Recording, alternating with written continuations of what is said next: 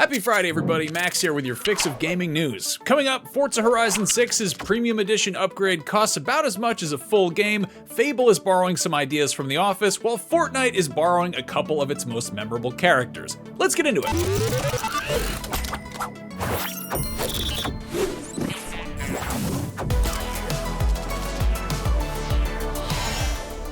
Yesterday we got our first proper reveal of Forza Horizon 6 along with its release date, May 19th of this year. However, if that's too long of a wait for you, there is a way to play it a little bit sooner, but it's gonna cost you.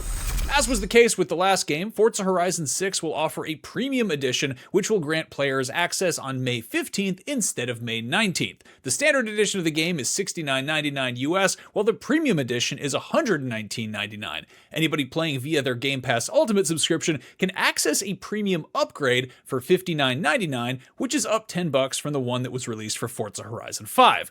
Understandably, fans aren't wild about this getting more expensive, but it is sadly pretty par for the course in the current state of the industry and global economy as a whole. In addition to early access, the premium edition / upgrade also does act as a season pass for future DLC content, which includes 2 expansions and 30 additional cars, which will get trickled out 1 per week. So buying the premium edition of the game is $10 cheaper depending on how you play it. If you're paying a monthly fee for Game Pass Ultimate so you can get a new car every week, it might not be the most affordable way to do it. I was about to gripe at how little sense it makes to spend a bunch of money to unlock content for a game that you don't technically own yourself, and then I remembered that I actually did that exact thing for Forza Horizon 5. I'm not sure why I felt compelled to throw $50 at Microsoft to get early access to a new entry in a racing game series I'd never played before, but I'm guessing it was some combination of being peak pandemic lockdown, sleep deprivation from having a 6-month-old infant, and the fact that the game came out my birthday weekend. But I wound up sinking 100+ hours into it and its subsequent expansions, and I played plenty of other stuff on Game Pass, so I guess I got my money's worth.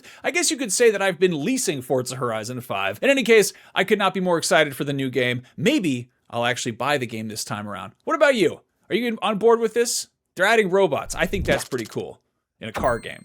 The other big thing that Playground Games showed off yesterday was Fable, and while it was mostly showcasing gameplay, a recent developer interview says it will still have plenty of the mockumentary interview-style cutscenes shown off in earlier trailers.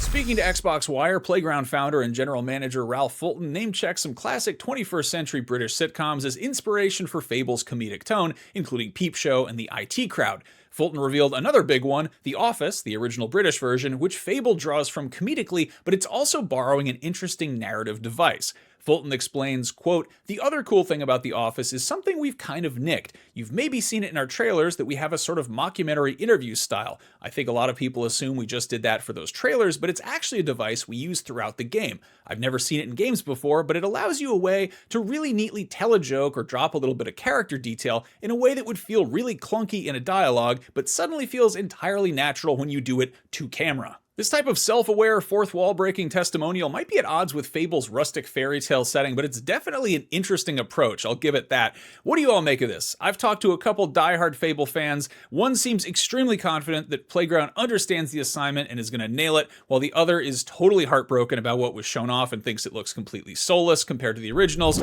Where do you stand? Let me know in the comments. And finally, we are weirdly hearing about 2 video game crossovers with The Office today. As was previously teased, a couple characters from the American version of the workplace sitcom are dropping into Fortnite. The pair of new skins are based on Michael Scott and Dwight Schrute, which feature multiple alternate styles. The Michael Scott skin includes the option to wear some sunglasses or to unbutton his shirt and wear a backwards cap for his date mic look.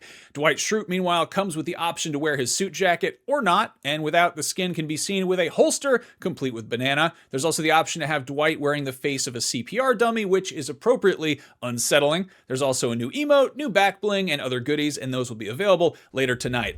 That is your fix for Friday, January 23rd, 2026. If you're looking for a pile of great games on the cheap, head on over to Humble and grab this month's Humble Choice for just $14.99. You get a curated bundle of PC games including Sonic Frontiers, Tomb Raider 4-6 Remastered, Punch Showdown 1896, Etrian Odyssey 2 HD, Nice Day for Fishing, Metal Slug Tactics, Settlement Survival, and Wizard of Legend 2. This month's choice is available through February 3rd, so head on over to humblebundle.com and grab it while you can.